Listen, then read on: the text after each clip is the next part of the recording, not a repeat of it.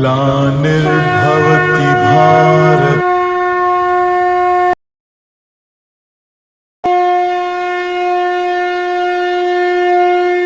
इक्ष्वाकु वंशज सत्यव्रत का पुत्र कहीं अपनी बात से मुकर सकता है?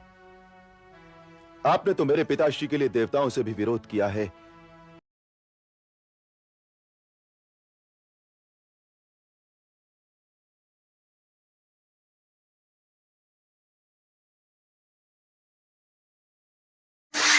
दोस्तों, जय हिंद, जय भारत, वंदे मातरम। वृंदावन त्रिपाठी का नमस्कार स्वीकार कीजिए।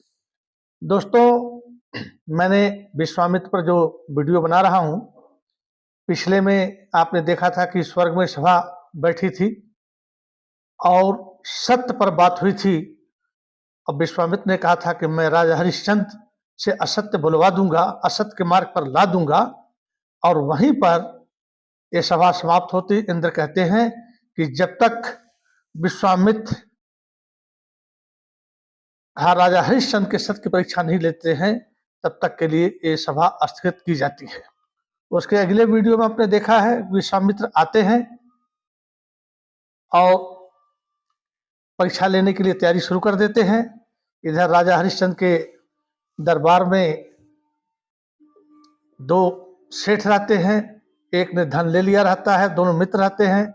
और वह कहता है कि मैंने धन नहीं लिया है, लेकिन राजा हरिश्चंद्र के सामने जैसे ही जाता है और वह एक टक उनको देखता है और उसके बाद कहता है कि नहीं महाराज, मैंने इससे धन लिया है और मैं भी इसको वापस कर दूंगा। तो मंत्री ने पूछा कि अरे, अभी तो तुम कह रहे थे कि हमने धन नहीं लिया है, फिर अभी डर के मारे, दंड के मारे तुम जो है स्वीकार कर लिए मैंने धन लिया है। कहता नहीं, जिस तरह से ब्रह्मा का दर्शन करने, जिस प्रकार ब्रह्मा का दर्शन होने पर हम वेदगान करने लगते हैं, सरस्वती के दर्शन मात्र से सभी विद्याओं की प्राप्ति हो जाती है। से वेदों का गान शुरू हो जाता है। मां सरस्वती के दर्शन करने से सारी विद्याओं की प्राप्ति हो जाती है। उसी तरह से मैंने महाराज का दर्शन किया, हरिश्चंद्र जी का दर्शन किया और मेरे मुंह से अनायास ही सत्य निकल गया। तो कहते हैं संस्कृत में, सत्संगम किम न करोति पुंसाम। सत्संग यदि अच्छे लोगों का हो, चाहे जैसे ही सत्संग हो, सत्संग बहुत बड़ा हमारे ऊपर प्रभाव डालता है। उसी अनुसार हम अपने आचरण में सुधार लाते हैं, करने लगते हैं, चाहे वो अच्छे सत्संग हो या बुरे हो। तो राजा हरिश्चंद्र का चेहरा देखते ही वह स्वीकार लेता है कि मैंने इससे 1000 स्वर्ण मुद्राएं ली थी और इसका वापस करूंगा। यहां तक आपने देखा। अब यहां से आप ये देखिए, और उधर विश्वामित्र जो है तैयारी कर रहे हैं। तो अब वहां पर, अब यहां से आगे देखिए कि विश्वामित्र अब अपनी परीक्षा के लिए राजा हरिश्चंद्र के दरबार में जाते हैं। अब देखिए कैसे कैसे परीक्षा लेते हैं। हमारे सनातन धर्म के लोग परीक्षा देते थे और परीक्षा में पास हो जाते थे। तो ऐसे मैं बनाता रहूंगा। देखिए, राजा विश्वामित्र जैसे ही दरबार की तरफ कूच करते हैं, एक दरबारी कहता है, महाराज धीराज श्री सत्यवादी हरिश्चंद्र महाराज की जय हो। महर्षि विश्वामित्र पधार रहे हैं। देश हरिश्चंद्र की जय हो। महर्षि विश्वामित्र पधार रहे हैं। ऐसे बोलते हैं। अभी इसको वीडियो में देखिएगा। राजा हरिश्चंद्र सिंहासन से खड़े हो जाते हैं, उनकी पत्नी भी उनके साथ होती है, उनका पुत्र भी साथ होता है और ये तीनों आकर के नीचे से उतर करके और विश्वामित्र को कहते हैं, प्रणाम ऋषि। प्रणाम महर्षि, आयुष्मान भव, सौभाग्यवती भव, यशस्वी भव। तो कहते हैं, यशस्वी भव, सौभाग्यवती भव, चिरंजीव भव। तीनों को आशीर्वाद देते हैं। और उसके बाद राजा हरिश्चंद्र कहते हैं, आइए ऋषिवर। उसके बाद जो है ले जाते हैं और कहते हैं, अपना आसन ग्रहण कीजिए। जब ऋषि को आसन ग्रहण कीजिए ऋषिवर।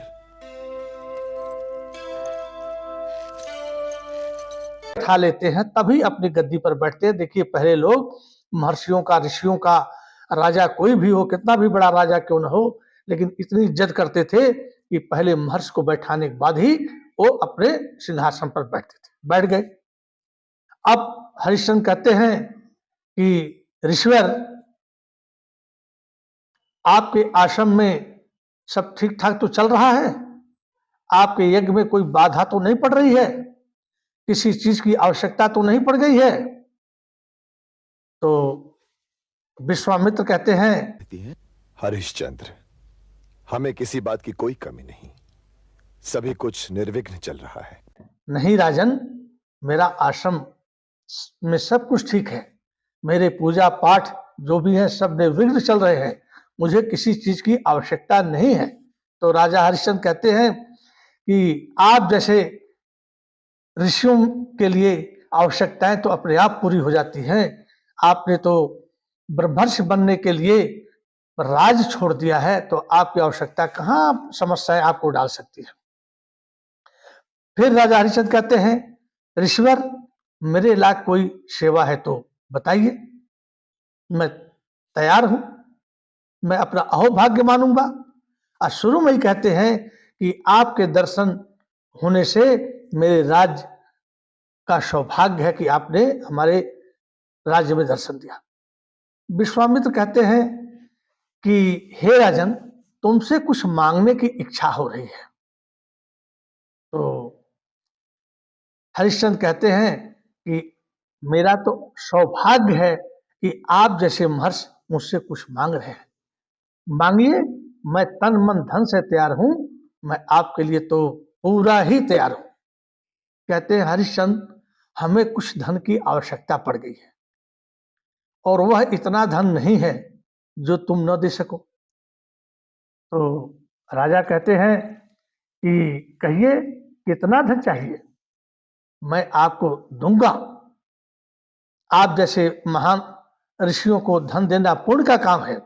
तो कहते हैं कि विश्वामित्र कहते हैं, मैंने एक यज्ञ का संकल्प किया है, उसी में धन की जरूरत है। तो राजा कहते हैं, जितना धन चाहिए आप मांगिए। तो विश्वामित्र कहते हैं, कोई मनुष्य एक हाथी पर चढ़ करके और पूरी ताकत के साथ एक रथ को ऊपर फेंके और वह रथ जितना ऊपर तक जाए उतने धन की मुझे आवश्यकता है।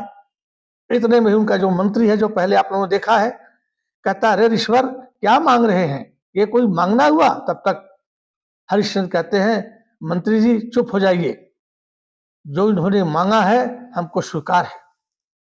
फिर कहते हैं कि इतना धन तो आप कुबेर से मांगे होते तो कुबेर तो तत्काल आपके आश्रम में पहुंचा दिए होते, लेकिन ये मेरा सौभाग्य है कि महर्षि ने अपना राज्य छोड़ दिया ब्रह्मर्षि बनने के लिए और मेरे पिता के लिए भी देवताओं से झगड़ा मोल ले लिया। उनके लिए तो ये हरिश्चंद्र तन मन धन से तैयार है। तो कहते हैं, हरिश्चंद्र, मंत्री जी, ऋषिवर का धन शीघ्र से शीघ्र इनके आश्रम में पहुंचा दिया जाए। तो मंत्री कहते हैं, हाँ ठीक कहा आपने, हम इसकी व्यवस्था करते हैं इस ऋषिवर के आश्रम में पहुंचाने के लिए। तब तक विश्वामित्र कहते हैं, नहीं राजन, इतनी जल्दी। चंद्र, ऐसी कोई शीघ्रता नहीं, यज्ञ का समय अभी निश्चित नहीं हुआ है। जब निश्चित हो जाएगा तब हम ये धन स्वीकार कर लेंगे। कोई नहीं है, क्योंकि अभी यज्ञ का समय निश्चित नहीं हुआ है, तब तक मेरा धन आपके यहां सुरक्षित रहेगा। मंत्री कहते हैं कि हे ऋषिवर, धन का कोई भरोसा नहीं। ऋषिवर, धन का कोई भरोसा नहीं है, आज है कल नहीं है। अतः मेरा आपसे प्रस्ताव है कि आप ये धन अभी ले लीजिए और हमें कब रहे कब न रहे, कभी युद्ध छिड़ जाए, कभी अकाल पड़ जाए राज्य में, तो विपुल धन की आवश्यकता होती है। इसलिए आपका जो धन है जितना जल्दी हो सके हम आपके आश्रम में पहुंचा दें और उससे हमें मुक्ति मिल जाए। राजा हरिश्चंद्र कहते हैं, मंत्री ऋषिवर ठीक कह रहे हैं। महर्षि, मंत्री का कहना सच है। धन संपत्ति सचमुच अनर्थकारक होती है। वो माँ बेटे, क्योंकि ये धन जो है बड़ी गंदी चीज है, क्योंकि ये भाई भाई में बैर कराता है, पुत्र और माँ में बैर कराता है, मित्र मित्र में बैर कराता है। इसलिए अच्छा है कि यह धन जो है आपके आश्रम में पहुंच जाए तो अच्छा रहेगा। विश्वामित्र कहते हैं, क्या हरिश्चंद्र, हमारे और तुम्हारे बीच में भी ये धन वैमनस्य बन सकता है, मतभेद ला सकता है? वो कहते हैं, नहीं प्रभु, ये तो हमारे आपके बीच में ला ही नहीं सकता है। तो उसके बाद जो है ये कहते हैं कि हे हरिश्चंद्र, तुम्हारा यह विनय, हरिश्चंद्र, तुम्हारा यही विनय तुम्हारी कीर्ति को 10 दिशाओं में व्याप्त कर रहा है। ही तुम्हारी कीर्ति को 10 दिशाओं में फहरा रहा है, फैला रहा है, गुंजान कर रहा है। तुम धन्य हो। तो मंत्री कहता है कि ऋषवर, मैं अभी आपका धन आपके आश्रम में पहुंचा देता हूं, क्योंकि धन का कोई भरोसा नहीं होता है। तब तक विश्वामित्र बड़े गुस्से में खड़े होते हैं, कहते हैं, हरिश्चंद्र, हरिश्चंद्र, आप और आपके मंत्री हमारा धन भेजने के लिए इतने आतुर हैं कि लगता है आपके लिए वो बोझ बन गया है। यदि आप क्या मेरा धन तुम्हारे लिए बोझ बन गया है जो इतनी शीघ्रता कर रहे हो? नहीं चाहिए तुम्हारा धन हमको, और हम जाकर के किसी अन्य राज्य से किसी राजा से मांग लेंगे। तो हरिश्चंद्र कहते हैं कि ऋषवर, शांत हो जाइए, ऐसी बात नहीं है, कोई बोझ नहीं है। आपने तो हमारे पिता इक्ष्वाकु वंशज सत्यव्रत का पुत्र कहीं अपनी बात से मुकर सकता है? आपने तो मेरे पिताश्री के लिए देवताओं से भी विरोध किया है। के लिए देवताओं से बैर किया, अपनी तपस्या दान की है। अपना तपोबल भी मेरे पिताश्री के लिए त्यागने वाले आपके जैसे त्यागी का मन मैं दुखी नहीं कर सकता। नया स्वर्ग बनाया। तो राजा हरिश्चंद्र जो है आपके लिए 10 अंगुलियों को जोड़े हुए आपके सामने खड़ा है, और आपको धन देकर तो मुझे पुण्य का काम होगा। जैसा आप कहेंगे वैसा ही करूंगा। मैं आपका दास हूं। मैं तो ऐसे ही कह रहा था कि पहुंचा दूं। आपका धन जब चाहे तब आप ले जाइए, मेरे यहां सुरक्षित रहेगा।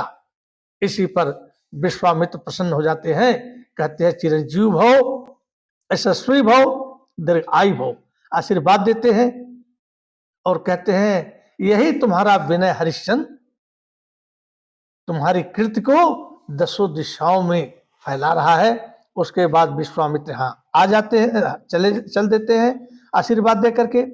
अब मंत्री कहते हैं कि राजन, विश्वामित्र का हमारे यहाँ धन रखना यह गूढ़ रहस्य है, कोई बात जरूर है।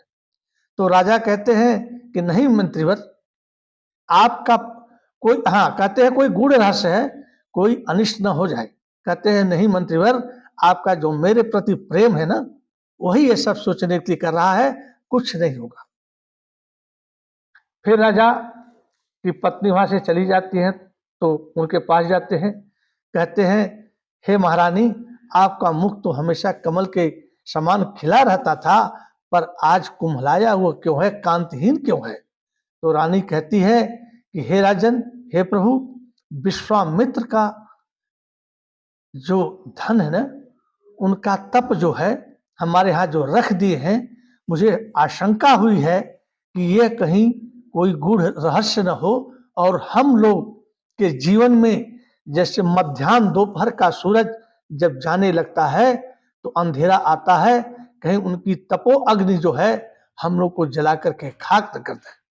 तो राजा हरिश्चंद्र कहते हैं कि ऐसी बात नहीं है। कह रही कि इनका धन यदि हम दे दिए होते तो बहुत अच्छा रहता है। इनका धन जो है जब तक इनके आश्रम में नहीं पहुंच जाएगा, तब तक यह धन सांप बन करके हमारे सीने पर बैठा रहेगा, हम लोग के, और फुफकारता रहेगा। इसलिए मुझे बहुत डर लगता है। तो राजा कहते हैं, डर से विपत्तियां नहीं टलती है महारानी। आपके मुख पर मैं तो कमल जैसा खिला देखना चाहता हूं। ईश्वर पर भरोसा रखो। जब ऋषि ने हमें धन मांगा, हमने दिया। उन्होंने कहा कि यहाँ पर रख लीजिए, सुरक्षित रहेगा, तो हमने सुरक्षित रख लिया, क्योंकि इनकी बात तो मानना हम सत्य पर चलते हैं, बहुत जरूरी है। इन्होंने अपना तपोबलिदान किया हमारे पिता के लिए, एक नया स्वर्ग बनाया, उनको प्रतिष्ठा दी। तो ऐसे ऋषियों का हम लोग अपमान नहीं कर सकते हैं, चाहे कुछ भी हो जाए, इनकी बात को तो हमें रखनी ही पड़ेगी। तो कहती है कि चलो प्रभु की, हरिश्चंद्र बोलते हैं सब कुछ हम करेंगे, आगे प्रभु की मर्जी है। उसके बाद जो है वहां पर विश्वामित्र आश्रम चले जाते हैं, एक शिलाखंड पर बैठते हैं, जल लेते हैं।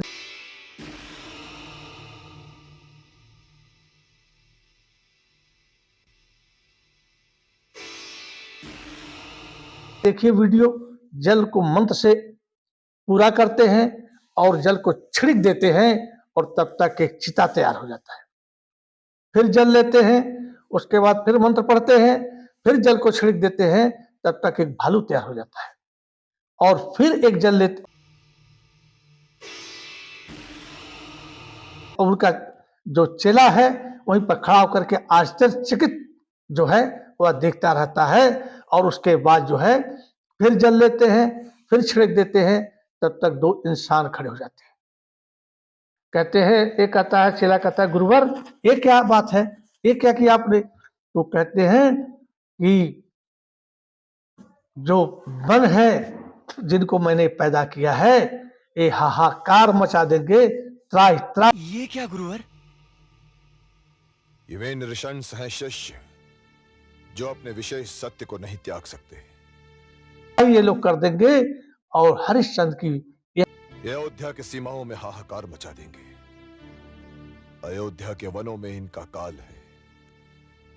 हरिश्चंद्र का पहला धर्म युद्ध, यहीं से धर्म युद्ध शुरू होता है, धर्म की परीक्षा शुरू होती है। और देखता हूं हरिश्चंद्र आगे क्या करता है, और तुम भी देखते जाओ। तो दोस्तों, ये हमारा सनातन धर्म है। परीक्षाएं राजा बलि की भी चल रही थी, हरिश्चंद्र की भी चली है। कहते चंद्र तरह सूरज तरह तरह जगत व्यवहार, मतलब सूरज भी टल जाए, चंद्रमा भी टल जाए, जगत का व्यवहार, पर हरिश्चंद्र कभी न टले। यही सत्य की बात। तो अभी एक साथ मैं बंद कर रहा हूं। मैंने कहा महाकुंभ पर वीडियो बनाया था, आप लोग तनी इसको शेयर नहीं किए, ज्यादा से ज्यादा शेयर कीजिए। हमारे सनातन धर्म का सब कुछ है, और नए लड़के तो बहुत कम देख रहे हैं, 16, 17, 18, 20, 22 वाले तो नहीं देख रहे हैं। तो जरा आप कहते हैं ना कि मेरे नौजवान बच्चों, आपके ही कंधों पर इस भारत का भार है। नौजवान ही देश की रीढ़ है। हम तो बूढ़े हो चले चले जाएंगे, पर आप लोग को ही भारत संभालना है, सनातन धर्म का झंडा फहराना है, और सनातन धर्म के नाम पर देश को सनातनी देश बनाना है। दोस्तों, इसमें कोई दो राय नहीं। देखिए महाकुंभ में करोड़ों लोग आ रहे हैं, स्नान कर रहे हैं, और योगी बाबा का जो व्यवस्था है, देखिए कितना शानदार व्यवस्था है। चाहे किसी को अच्छा लगे या बुरा लगे, मैं योगी बाबा को सत सत नमन करता हूं कि महाकुंभ की व्यवस्था उन्होंने बहुत अच्छी तरह चलाई है, और हम भी अब जाने ही वाले हैं। इसी के साथ जय हिंद, जय भारत, वंदे मातरम। थैंक यू दोस्तों। यदा हि धर्मस्य ग्लानिर्भवति भारत